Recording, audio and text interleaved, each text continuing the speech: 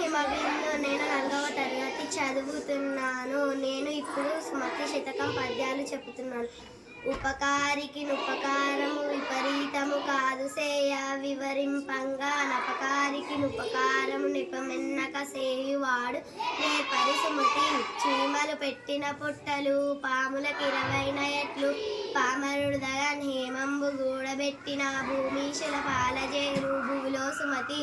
తన కోపమే తన శత్రువు తన శాంతమే తనకు రక్ష దయ చుట్టంబో తన సంతోషమే స్వర్గము తన దుఃఖమే నరకమందు తత్యము సుమతి.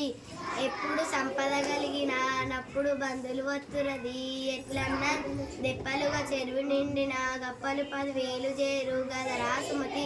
వినదగ్గురెవ్వరు చెప్పినా వినినంతనే వేగపడక వివరింపదగా కడికల్ల నిజము తెలిసిన మనుజుడే పో నీతిపరుడు మహిళ సుమతి.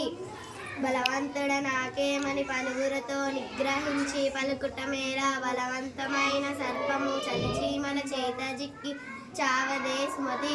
కురిమిగల దినములలో నేరములెన్నడు గలుగనేరవు మరి ఆ కుర్మి విరసంబవునడు నేరములే తోచుచుండు నిక్కము సుమతి.